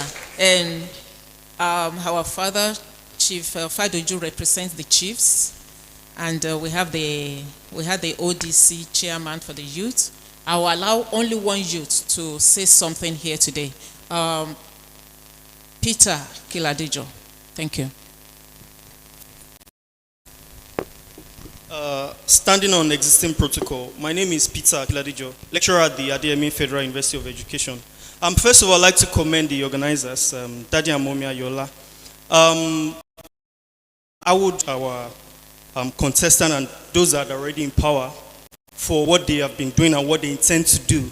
I asked a question that wasn't taken, directed to Honorable Tomide Akinribido. I was going to ask, the road that leads to the Ondo West Local Government Secretariat is currently being fixed with granite and cement. I grew up in Lagos. I've never seen where they use granite and cement. So I was thinking, because we're reaching bitumen in Ondo State, how is it so difficult to access asphalt? Because I know that road very soon will deteriorate. So that's the challenge. Is it possible to at least fix that road? I know there's paucity of funds. I understood what you said as regards the challenges, but at least that road leads to the secretariat. Is it possible to fix it with asphalt so that it can be durable? Thank you. Thank you, Mr. Peter. Firstly, I wouldn't know who is undertaking the ongoing rehabilitation. Is it a private effort? Maybe it's some influential people in Fagu that gather some money to do that, so I wouldn't know. And now also, since it leads to the secretariat, probably it might be undertaken by the local government. I wouldn't know. That is also not within my purview. I can't challenge them on that. The only way I can intervene is if it is undertaken by the State Ministry of Work, which I doubt, because what they said some weeks ago in my communication with the Commissioner for Works, calling the attention of the State Ministry to some very bad internal roads within Ondo City. They promised that after the rain, they are going to embark on rehabilitation. But I will need to find out the exact authority that is working on that rehabilitation if it's one within the purview of my office, I will definitely intervene. Thank you. Thank you. Great answer. Right. We would like to give all the contestants just one minute of your closing statement, please. Please don't take more than 1 minute. Then we invite the chairman of OECS Global Yoruba to give us the last speech. So for now, I'll take it to over there. Please, sir, just 1 minute.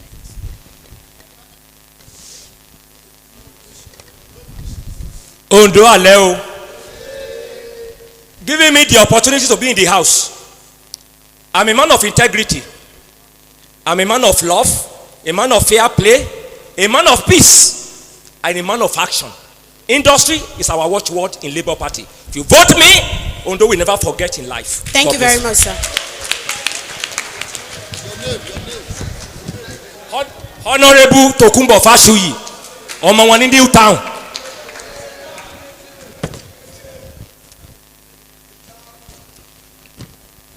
PDP is the party, Dr. Felix Kende is the candidate. Send me to Abuja, the National Assembly. Ondo Kingdom will never regret it. Vote buying is an aberration. We are going to stop it, and we are stopping it now. Thank you very much.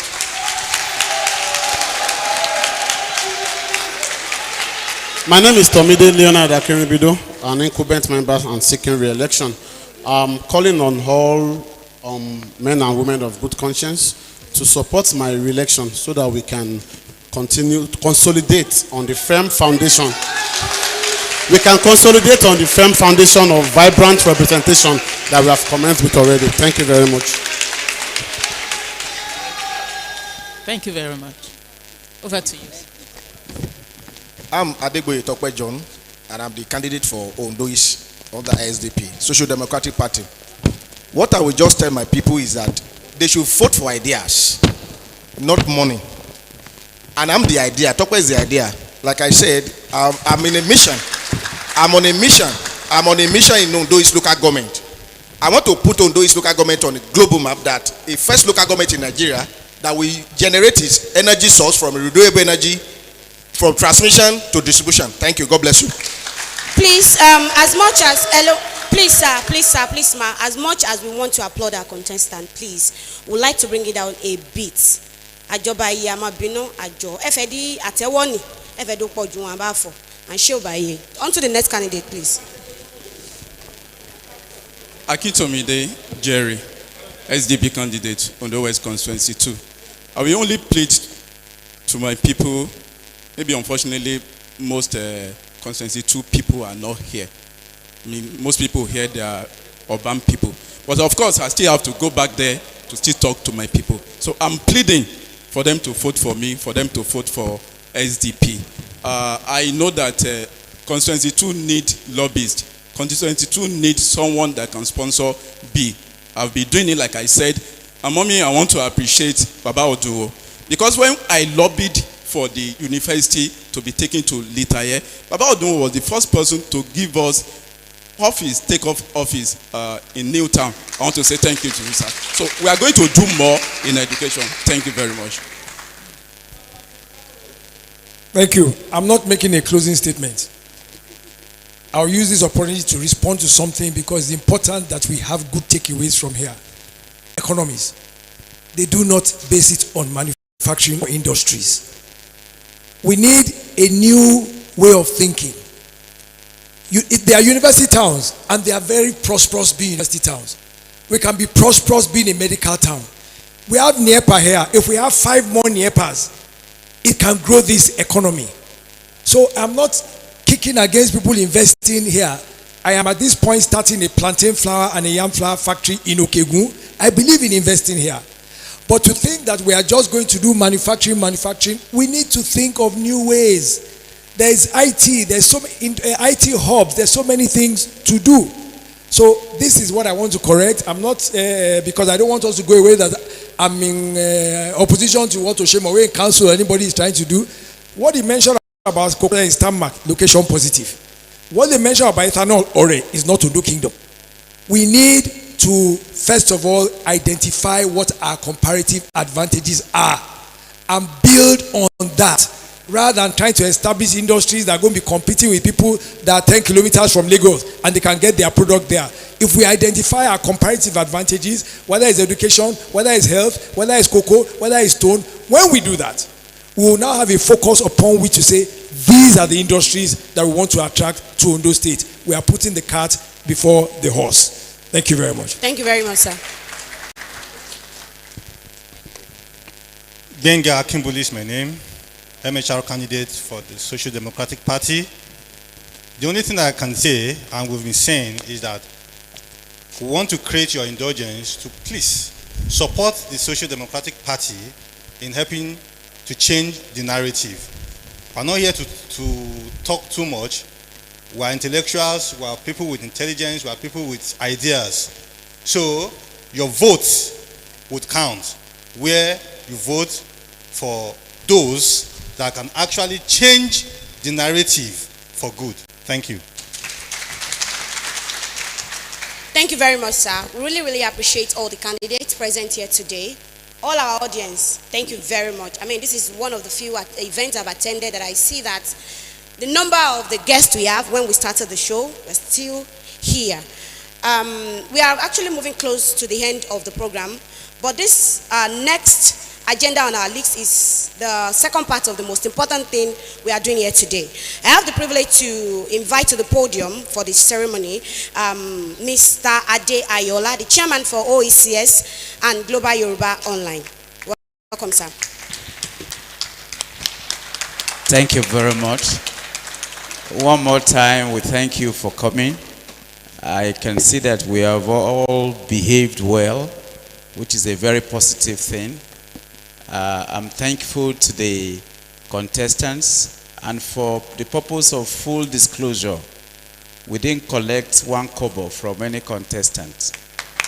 This event is completely funded by family and friends of OECS, and we don't even intend to receive money after this program. So if there's any one of the contestants that want to say, you've done well, just shake our hands and we'll be happy. And in the course of this event, certain things have crystallized, and we would think that 3 major commitments have been obtained from the contestants, one way or the other. And so for us to formalize that, I will invite all the chiefs that are in the house to come to the podium. Please, humbly, Chief Odole, please come upstairs. This is our own upstairs. KBC is waiting for us. Any other chief, Chief Akibote, please come. I can't recognize all the chiefs. Whoever is the chief around should please come up to the podium. The chiefs, we will need you to sit down for now. Please come forward. Jigan, Mrs. Awoshika is not yet a chief. Oh, really? Potential. Please bring, who has that commitment porter? Where is it?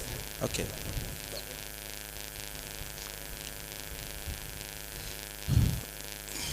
We believe that what the contestants have been telling us can be summarized into this. I'm speaking on behalf of each and every one of them, and we are handing this over to KBC after this event. He's saying, I'm committed to the following. Number 1, issue-based campaign. Number 2, zero tolerance for thuggery and violence. And number 3, zero tolerance for vote buying and other vices. We are going to invite you, sirs, to use your pen to sign and put your name on this. And then we will submit it to KBC. And you know about supervise the signing ceremony. Starting from okay.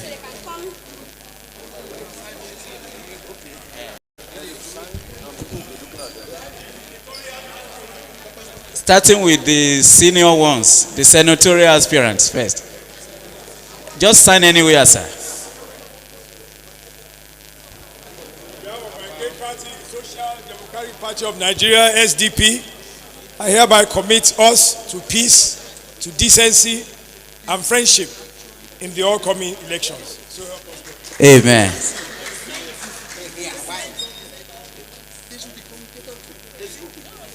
Please put your name, sir.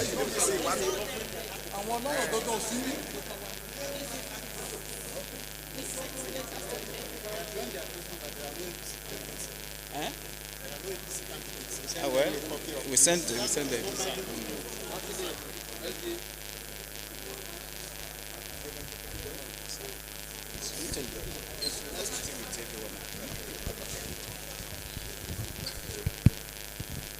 I, Dr. Felix Kennedy, of the People's Democratic Party, on behalf of my office as the Member House of Representatives candidate, I sign for my entire party and commit our party to peace and zero tolerance to thuggery and violence, zero tolerance to vote buying. Thank you very much. Please help us to clap for him. This is the only thing you can do.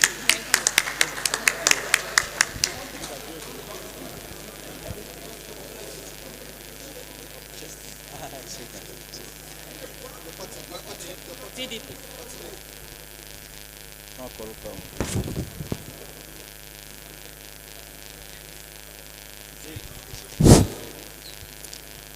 That is what Labour Party stands for. Honorable John Fashuyi. Pardon? I was giving the mic. Thank you very much. Okay, hi, Benga Kimbuli. I pledge that I am committed to the following.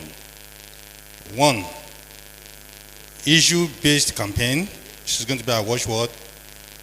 0 tolerance for thuggery and violence, and 0 tolerance for vote buying and other vices. I make this commitment on behalf of myself and my political party, the Social Democratic Party, this 24th day of October 2022.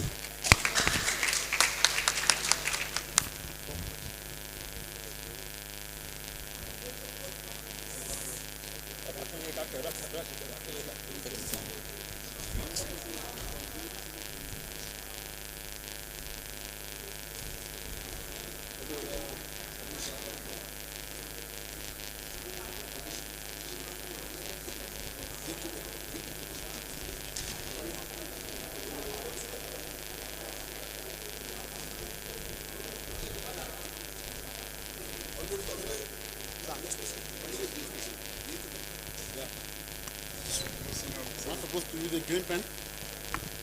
So that it can be binding. You know, when the legislature does not use green pen, it's not legally binding. It shouldn't. Okay. Hi, Honorable Tomide Akinribido, member of the Ondo State House of Assembly and 2023 PDP candidate for Ondo West Constituency 1. Hereby endorse this peace accord and state that I am committed to the following: issue-based campaign, 0 tolerance for thuggery and violence, and 0 tolerance for vote buying and other vices. Oh no, it's not. It's not both. Okay.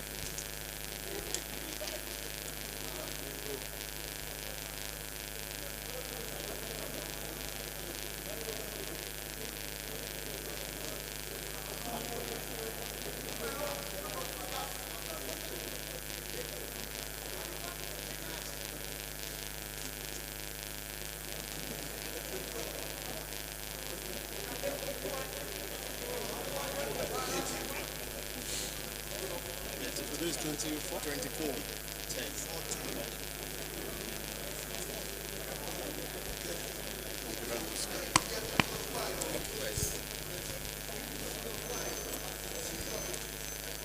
I represent the Labour Party of Nigeria. I am agreeing with what is presented before me, that I, John Fashuyi, going to House of Assembly, is interested, and this has been settled even with the Nigerian Constitution, and I am committed right now to these issue-based campaign. Zero tolerance for thuggery and violence. Zero tolerance for vote buying and other vices. So help me God.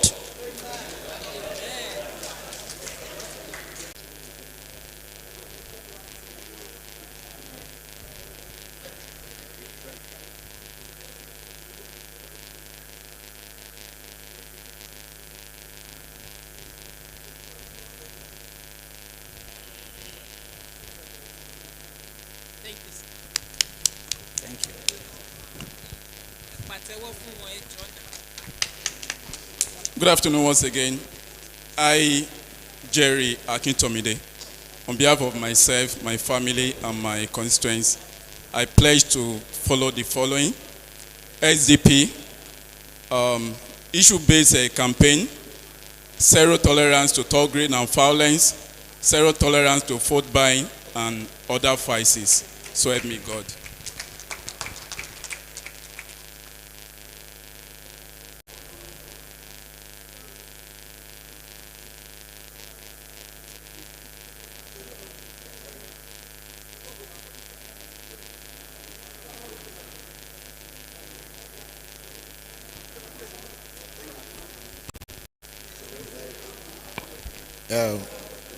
Once again, my name is Tokwe Adegboye John, and I'm the SDP candidate for MHA Ondo East. I am committed to the following: issue-based campaign, which shall be my campaign for a very long time. Zero tolerance for thuggery and violence for vote buying. May God pay. Oh yeah.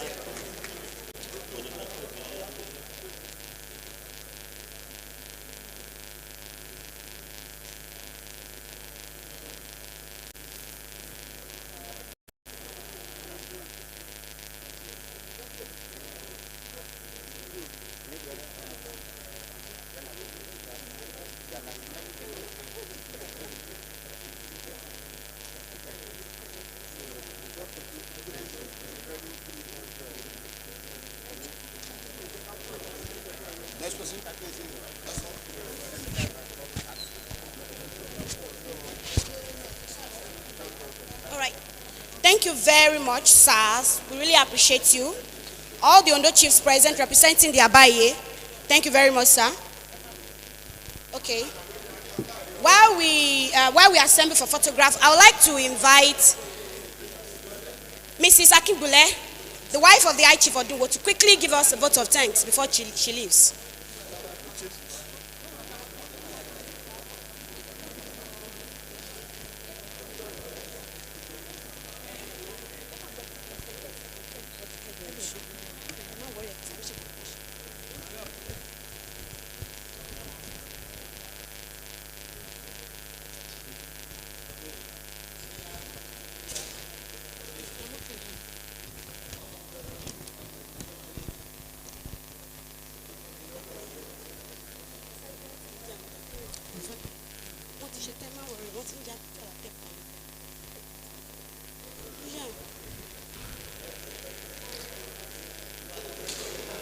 Permit me to stand on the existing protocol. I would like to congratulate our sister Princess Folajogun Ayola for this wonderful gathering. First of its kind. In fact, I was short of words.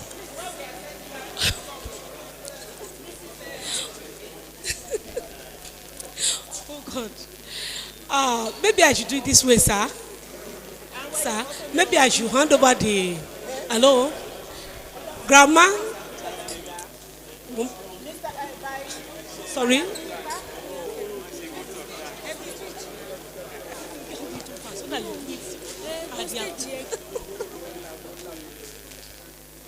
I'm very delighted to be called upon to give the vote of thanks for this very important.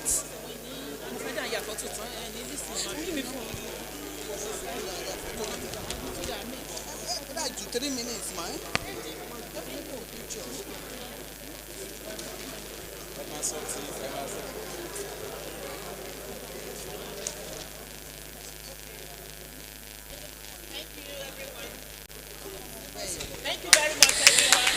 Thank you, thank you, thank you, thank you, thank you, thank you, thank you.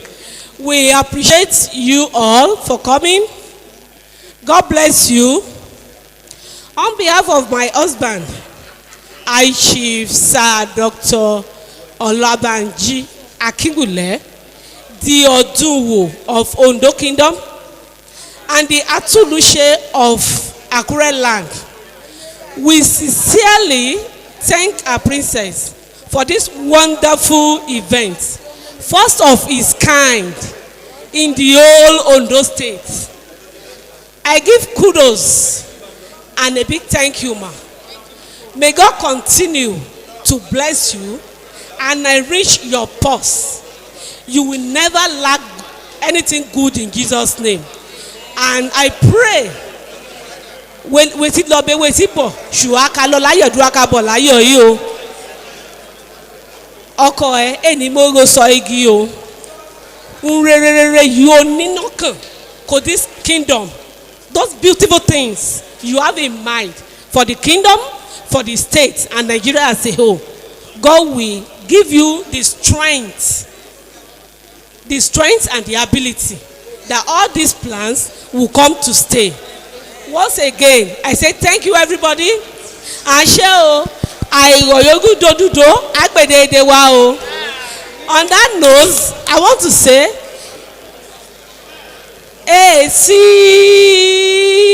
Esi o, Esonuya namando.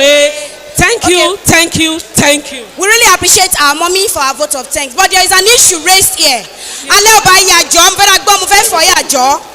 There was an issue raised here by a lot of people, and I want to address that on behalf of my management.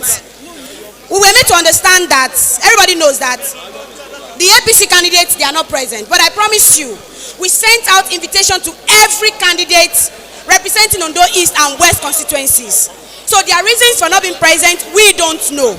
And just like our chairman said, we did not collect a dime from anybody to organize this event. So Ajobaye, dari afa fa iwa pa kan dari kan si o amabino. Why gba o se ba. Thank you.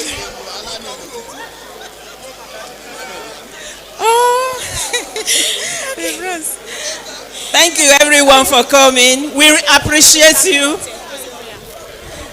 We would like to call on Chief Akibote for closing prayers, please. We started with God, and God had made it possible to be successful, so we have to give him praise, honor, and adoration. Thank you, sir. Almighty God, we thank you for God's mercies and your mercy over us and the success. We have the planners of this event. They never knew it's going to be this successful. We give glory and thanks to Almighty God. Thank you, Father. As we go in peace. Thank you, Father. Please,